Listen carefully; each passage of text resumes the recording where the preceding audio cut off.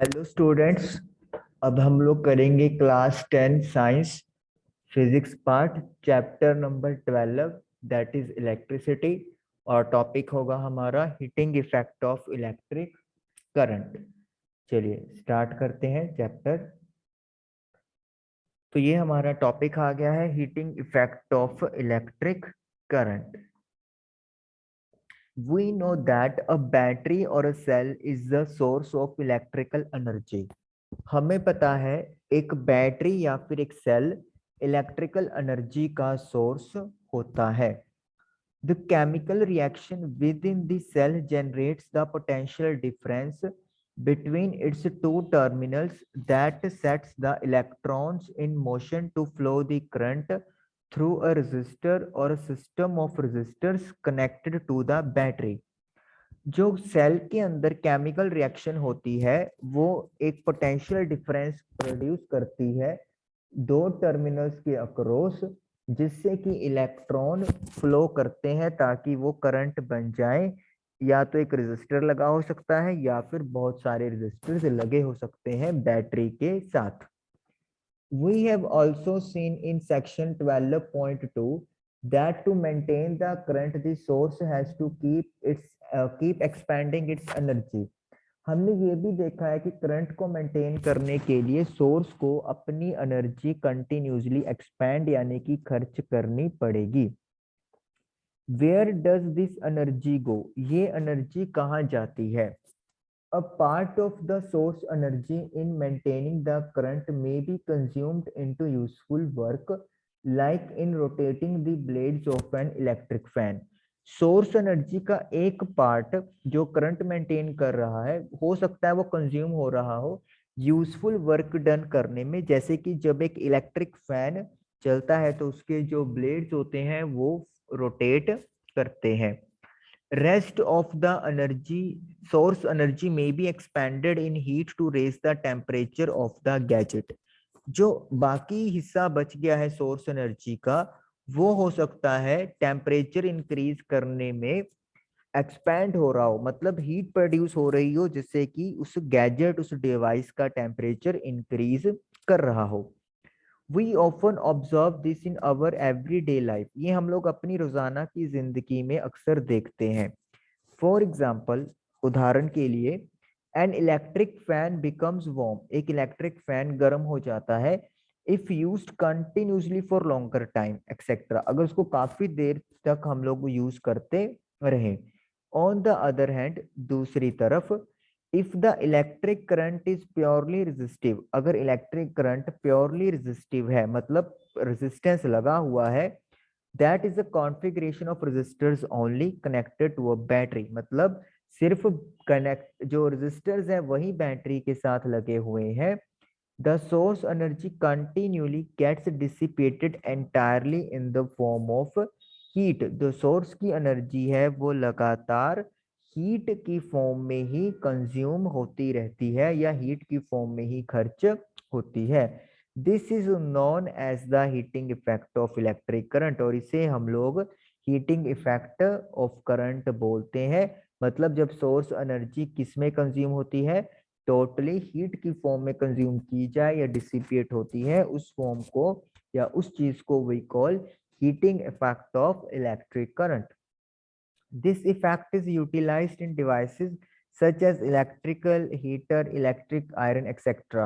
ये इफेक्ट हम लोग किन किन डिवाइसेस में यूज करते हैं, जैसे कि इलेक्ट्रिक हीटर हो गया, इलेक्ट्रिक आयरन हो गया, और आपके पास टोस्टर होता है, हमारे गीजर हो गया, रोड हो गई। तो ये सभी के सभी heating effect of electric current के प्रिंसिपल पर ही काम करते हैं। ओके, आगे हमारे पास एक फॉर्मूला बनाने के लिए यहाँ पर प्रोसेस आ गया। Consider current I flowing through a resistor of resistance R, current I resistance R से फ्लो कर रहा है ऐसा मान लें। Let the potential difference across it be V, जो पोटेंशियल डिफरेंस है इस रेजिस्टर के अक्रॉस उसे हम लोग वी लेट कर लेते हैं। Let T be the time during which a charge Q flow across, time हम लोग टी लेट कर लेते हैं जिसमें चार्ज क्यू फ्लो हुआ है। The work done in moving the charge Q through a potential difference V is V into Q. आप लोगों को अगर याद हो, हमने जब पोटेंशियल डिफरेंस वाला टॉपिक किया था तो उसमें पोटेंशियल डिफरेंस का फॉर्मूला आया था, that is work done to move unit charge from one point to another, V is equal to W divide by Q। तो यहाँ से हम लोग W कैलकुलेट कर सकते हैं, that is V multiply by Q। Therefore, the source must supply energy equal to VQ in time t। तो जो सोर्स है उसको कितनी एनर्जी देनी पड़ेगी, V into Q time t में, ताकि लगातार वर्क डन या पोटेंशियल डिफरेंस मेंटेन होता रहे। Hence the power input to the circuit is given by the sources। तो जो पावर है उसको फॉर्मूला क्या होगा, ये आपके सामने लिखा हुआ है। ये बना कैसे है मैं बताता हूँ आपको। आपने नाइन्थ क्लास में पढ़ा है कि वर्क डन जो होता है वो वर्क, जो पावर होता है वो work done divide by time होता है। मतलब अगर हम लोग वर्क डन की पावर से डिवाइड कर देंगे तो पावर, वर्क डन की टाइम से डिवाइड करेंगे तो पावर निकल के आ जाएगी। तो वर्क डन हमने निकाला है V into Q divide by T. अब आपको पता है चार्ज बाय टाइम किसके इक्वल होता है, करंट के इक्वल होता है। तो यानी कि पावर का जो फॉर्मूला है P is equal to VI, वो हमारा तैयार हो गया। और the energy supplied to the circuit by source in time t is P multiply by t। या फिर हम लोग ये भी कह सकते हैं कि जो एनर्जी यहाँ पे सप्लाई हो रही है सर्किट को सोर्स के द्वारा, वो P मल्टीप्लाई बाय E है। आपको पता है वर्क डन जो होता है उसे हम लोग एनर्जी के इक्वल लिख लेते हैं, और फॉर्मूला होता है power multiply by time, that is V I T. अभी हमने पावर का फॉर्मूला V इंटू आई निकाला, तो पावर की जगह V इंटू आई लिख दिया और साथ में मल्टीप्लाई बाय टी कर दिया। What happens to this energy expended by the source. ये जो एनर्जी खर्च हो रही है सोर्स के द्वारा, इसका क्या होता है, this energy gets dissipated in the resistor as heat. तो रजिस्टर में ये एनर्जी खर्च होती रहती है हीट की फॉर्म में। दस for study current I the amount of heat produced in time T is. तो यानी कि जो यहाँ पे एनर्जी हमने निकाली वी आई टी, वो किस फॉर्म में कन्वर्ट हो गई है, हीट की फॉर्म में कन्वर्ट हो गई है। और वी कैन से हीट का एनर्जी का formula V into I into T बन गया है, where V is the potential difference, I is the current and T is the time. Okay जी। अप्लाइंग ओहम्स लॉ, ओहम्स का law apply करने पर H is equal to I square R T. तो heat का formula I square R T हो गया। ये अब कैसे बना, देखिए H is equal to V I T आप लोगों ने कर लिया है। अब आपको पता है ओहम्स लॉ के accordingly V is equal to I into R होता है।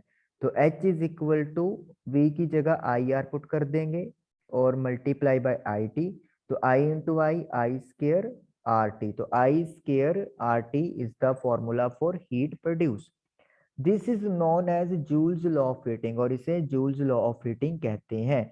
The law implies that the heat produced in a resistor is. तो ये जो लॉ है वो ये बताता है कि जो रजिस्टर में हीट प्रोड्यूस हुई है वो directly proportional to the square of current for a given resistance. जो हीट प्रोड्यूस हो रही है वो करंट के स्क्वायर के डायरेक्टली प्रोपोर्शनल है, directly proportional to the resistance for a given current. जिस रेजिस्टर के क्रॉस करंट फ्लो कर रहा है उस रेजिस्टेंस की वैल्यू के भी डायरेक्टली प्रोपोर्शनल है, directly proportional to the time for which the current flows through the resistor. और कितने टाइम के लिए करंट फ्लो कर रहा है उस पे भी वो डायरेक्टली प्रोपोर्शनल है। तो यानी कि H is equal to I square R T, तीनों फैक्टर्स को मिला के ये हमारे पास हीट का फॉर्मूला बन गया। इन प्रैक्टिकल सिचुएशंस में when an electric appliance is connected to a known voltage source, जब हमने कोई अप्लायंस को वोल्टेज सोर्स से कनेक्ट कर दिया, इक्वेशन 20.21, तो इक्वेशन 20.21 जो आपके पास ऊपर है is used after calculating the current through it. तो पहले हमें करंट निकालना पड़ेगा। करंट निकालने का formula V upon R by Ohm's law है, और फिर आप ये वाली वैल्यू करंट की H is equal to I square R T में पुट कर देंगे। और इस तरीके से heating effect of electric current topic हमारा फिनिश हुआ। अब हमने न्यूमेरिकल्स करेंगे इसी फॉर्मूला के बेस पे 12.10 फर्स्ट न्यूमेरिकल। चलिए स्टार्ट करते हैं। N electric iron consumes energy at a rate of 840 vote. एक इलेक्ट्रिक आयरन है जो कि 840 वोट, देखिए पावर की ऐसा यूनिट वोट होती है, तो मतलब हमें पावर दे दी है 840। तो एक इलेक्ट्रिक आयरन है जो इतनी पावर खर्च कर रही है। When heating at the maximum rate, जब उसको मैक्सिमम रेट पे हीट किया जा रहा है।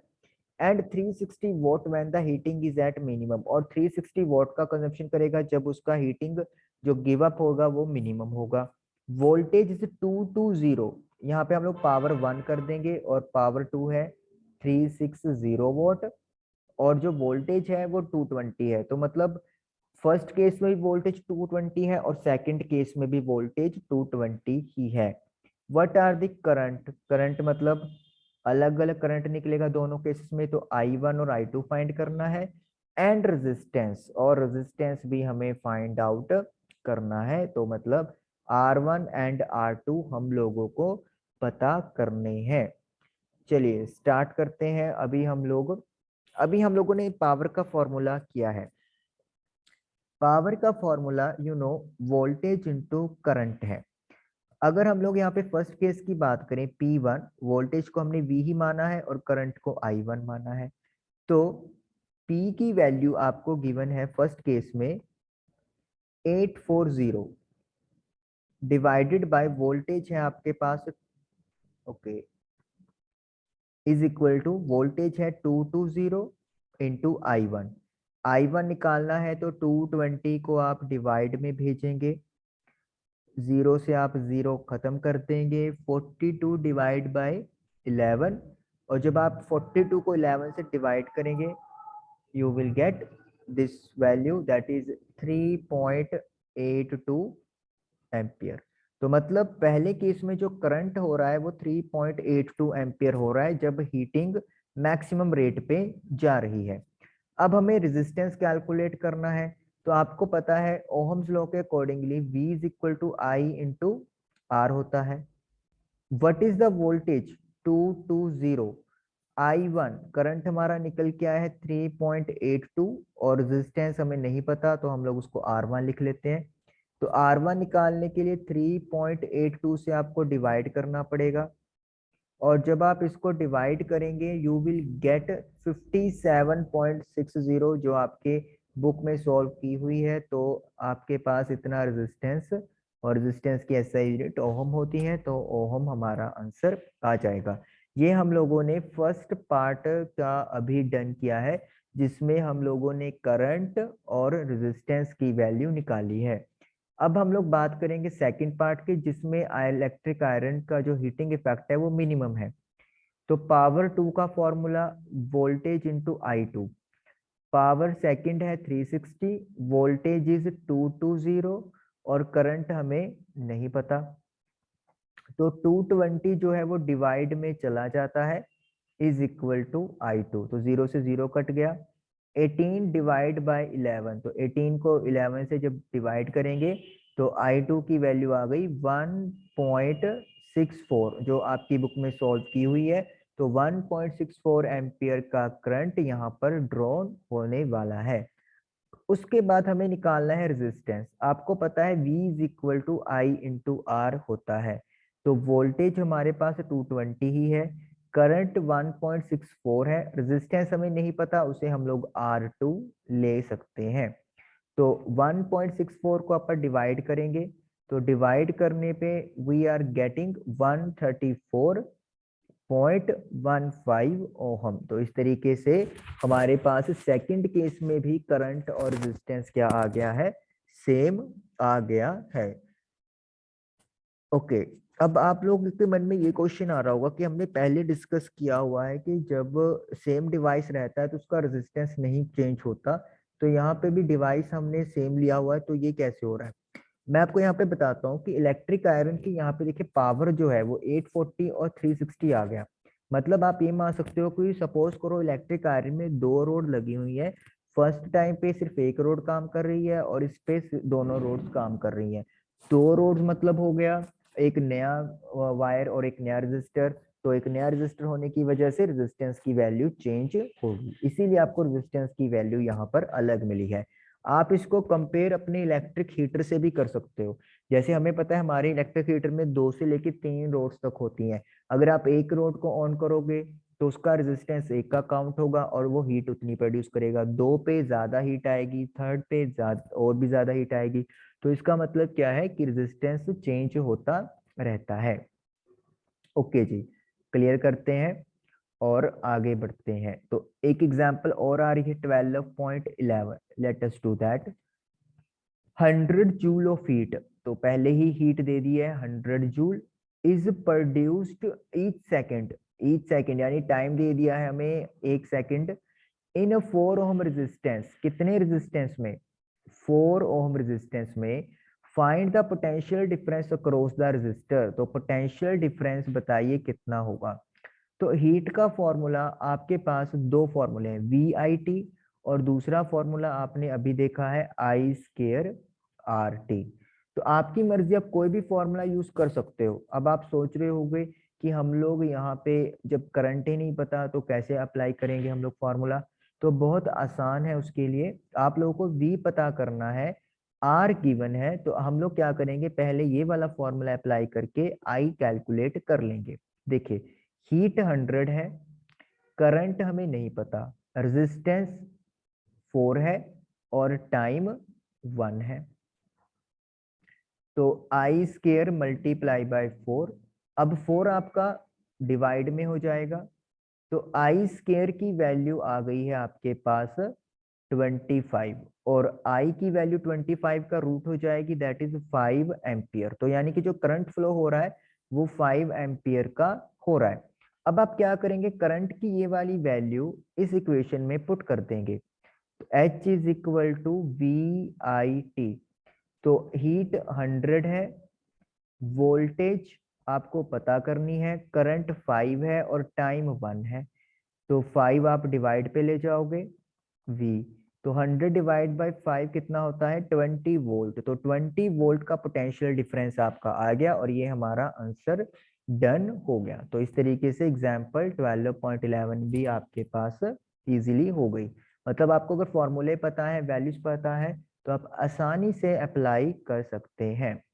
ओके, नेक्स्ट हमारे पास 3 क्वेश्चंस आ रहे हैं, late us do that. Why does the core of an electric heater not glow while the heating element does? अगर आपने देखा हो इलेक्ट्रिक हीटर जो होता है उसकी कोड ग्लो नहीं करती, मतलब जो तार से आप कनेक्ट करते हो प्लग के अंदर वो ग्लो नहीं करती, लेकिन जो उसके अंदर स्प्रिंग होता है, हीटिंग एलिमेंट होता है, वो ग्लो करता है। कहते हैं उसकी वजह क्या है। चलिए थोड़ा सा थेरेटिकली बात करेंगे पहले। देखिए जो इलेक्ट्रिक हीटर की कोड होती है वो बनी होती है आपके पास किसी मेटल की। मेटल का मतलब क्या है, या तो कॉपर वायर होगा या फिर हो सकता है सिल्वर वायर भी हो या एल्यूमिनियम वायर हो, मोस्ट प्रोबेबली कॉपर वायर होगा। और आपको पता है metals are very good conductor of electricity, are good conductor of electricity. Electricity के बहुत अच्छे कंडक्टर हैं, ये हमें पता है। उसके बाद देखिए जो हीटिंग एलिमेंट होता है वो हम पीछे पढ़ चुके हैं कि हीटिंग एलिमेंट जो बना होता है वो बनाते हैं हम लोग एलॉयज का।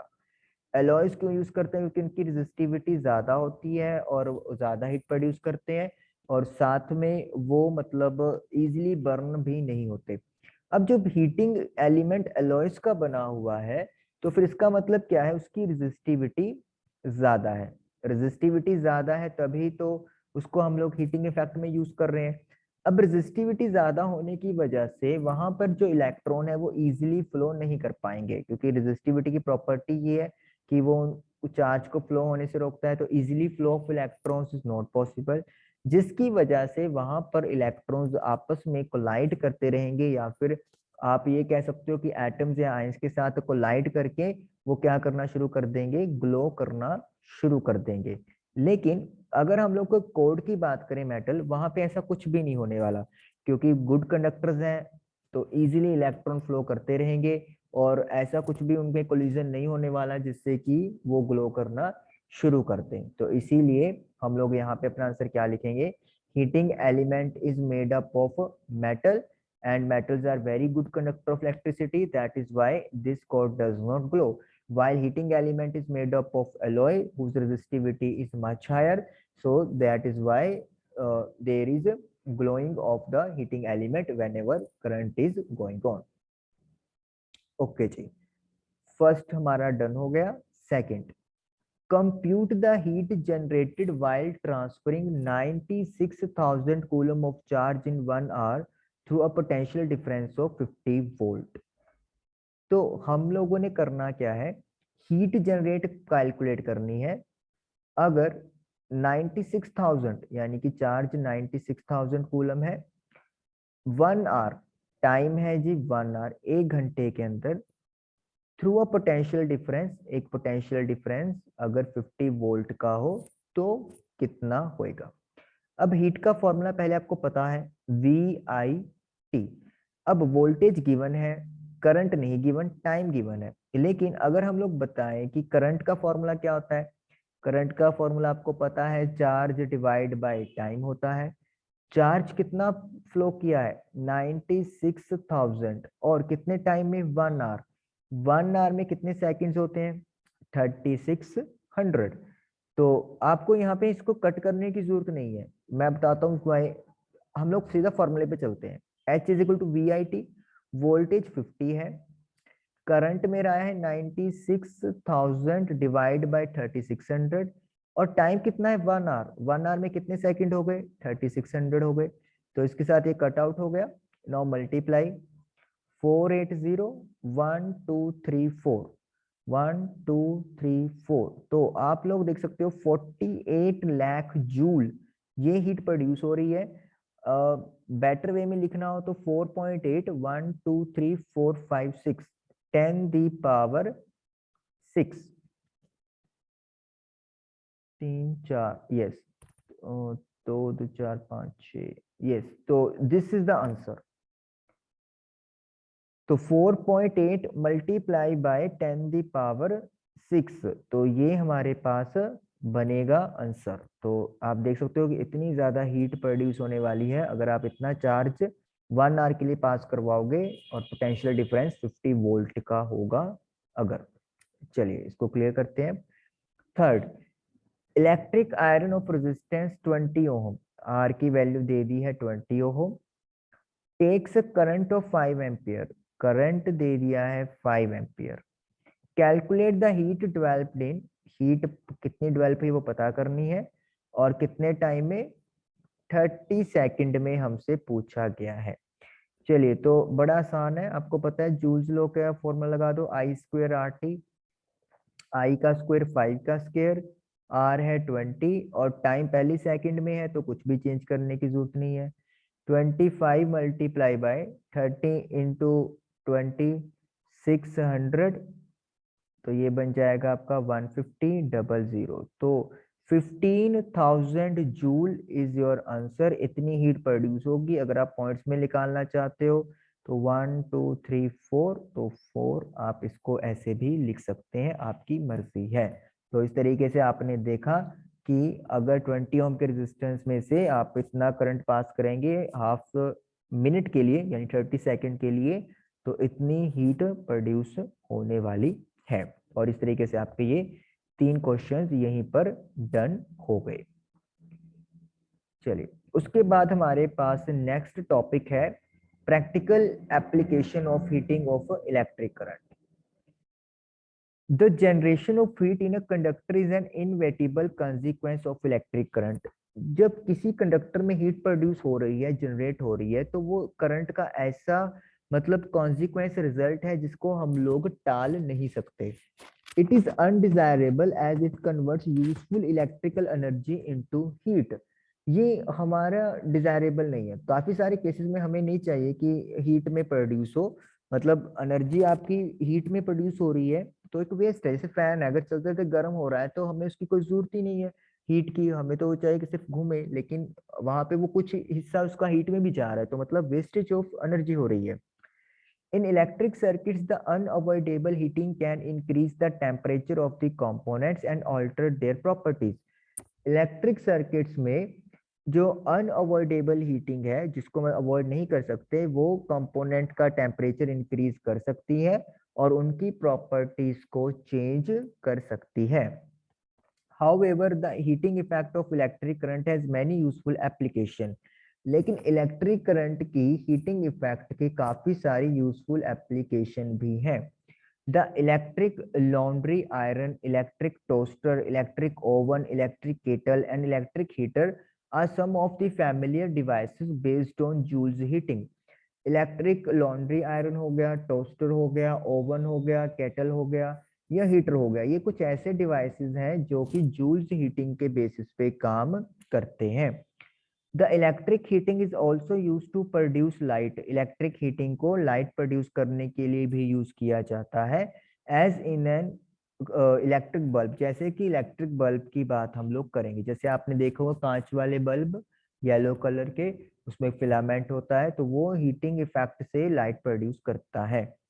Here, the filament must retain as much of the heat generated as is possible so that it gets very hot and emits light.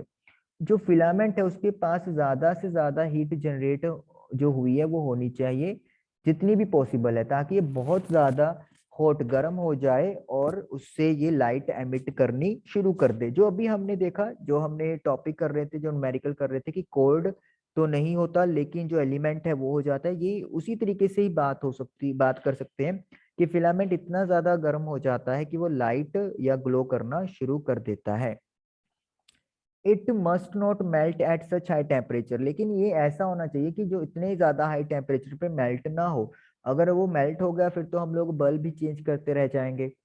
A strong metal with high melting point such as tungsten, melting point 3380 degree Celsius is used for making bulb filament. तो एक strong metal है जिसका melting point high है, जैसे कि tungsten, melting point 3380 degree Celsius है, उसे bulb filament बनाने में यूज करते हैं। The filament should be thermally isolated as much as possible using insulating support etcetera. Filament को थर्मली आइसोलेट होना चाहिए। थर्मली आइसोलेट का मतलब यही है कि जो उसकी हीट है उसी के पास रहनी चाहिए, बाहर ट्रांसफर नहीं होनी चाहिए, और वो पॉसिबल हो सकता है अगर एक इंसुलेटिंग सपोर्ट बना दिया जाए, मतलब वो एक ऐसी चीज के सहारे वहां पर है जो कि हीट का बैड कंडक्टर हो। The bulbs are usually filled with chemically inactive nitrogen and argon gases to prolong the life of filament. Bulb के अंदर नाइट्रोजन और आर्गन गैसेस भरी जाती हैं क्योंकि ये नॉन रिएक्टिव होती हैं, और ताकि जो फिलामेंट की लाइफ है वो लॉन्ग हो सके। अदरवाइज अगर वहां पर ऑक्सीजन होगा तो बर्निंग होने के चांस ज्यादा हो जाएंगे। Most of the power consumed by filament appears as heat. तो ज्यादातर जो पावर फिलामेंट ने खर्च की है वो हीट की फॉर्म में अपीयर हो जाती है, बट अ स्मॉल पार्ट, लेकिन एक छोटा हिस्सा of it in the form of light radiated, जो लाइट हमें दिखती है रोशनी, उसमें भी ये कन्वर्ट हो जाती है। तो ये हमने पहली एप्लीकेशन पढ़ ली है, to produce the light. Now अब देखते हैं हम लोग second application. Another common application, एक और common application of Joule's heating is the fuse used in the electric circuits. जो हम लोग इलेक्ट्रिक सर्किट्स में फ्यूज यूज करते हैं उनसे होती है, मतलब वहां पे हम लोग जूल्स हीटिंग यूज करते हैं। It protects circuit and appliances by stopping the flow of any unduly high electric current. ये सर्किट और अप्लायंसेस को प्रोटेक्ट कर देता है। अगर सडनली बहुत ज्यादा करंट फ्लो कर रहा हो तो वो डिवाइस को डैमेज कर देगा, तो वो इस हाई करंट को वहां पे क्या कर देता है, स्टॉप कर देता है। The fuse is placed in series with the device. Very important, fuse को हमेशा सीरीज में लगाया जाता है। It consist of a piece of wire made of a metal और an alloy of appropriate melting point.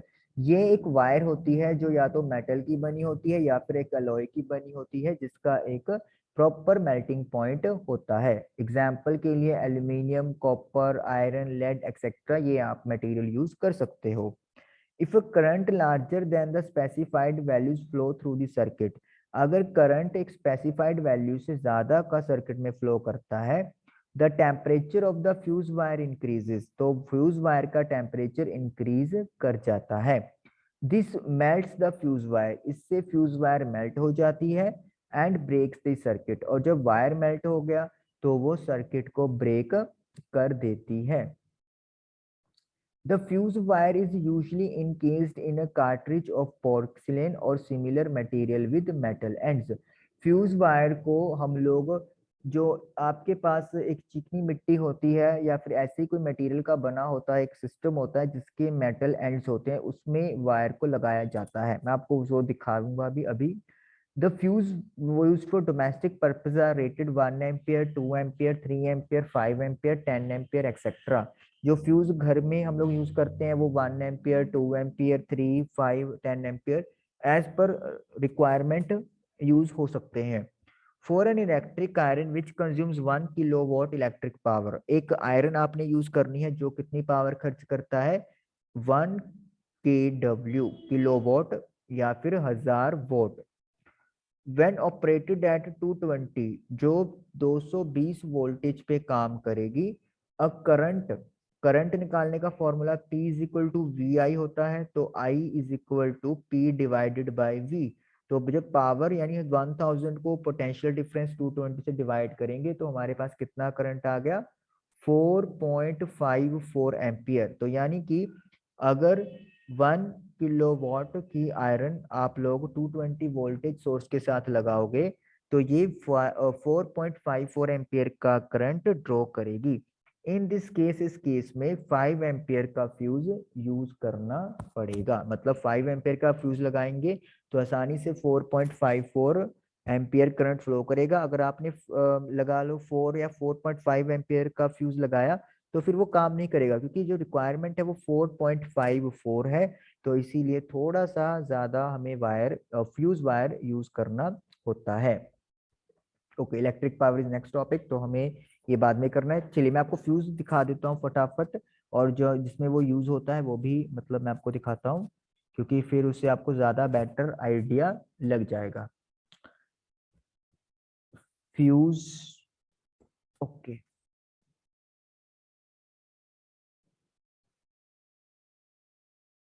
चलिए मेरे पास इमेजेस आ गई हैं, मैं आपके साथ फटाफट शेयर करता हूँ।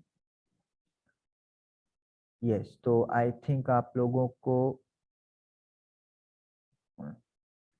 यस, तो ये है, ये एक्चुअली, यस, ये वाला फ्यूज, ये आप लोगों ने घर में देखा भी होगा काफी सारों ने, ये ऐसे, ये वाला, ये कार्टिलेज इसको बोला जाता है। इसके अंदर फ्यूज वायर लगती है, वो भी मैं आपको दिखा देता हूँ कि यहाँ पे ये जैसे ये सिस्टम होता है, इसके अंदर ये फिट होता है, और जो वायर है वो यहाँ से शुरू होकर लाइक दिस ऐसे जाती है, और ये सिस्टम जो है वो इसके अंदर फिट हो जाता है, और फिर मेन, यहाँ से मेन सप्लाई आती है, और ये हमारे घर का सप्लाई की वायर होती है। तो इस फ्यूज वायर के थ्रू ही ये आउटर इनर से कनेक्ट हो जाता है।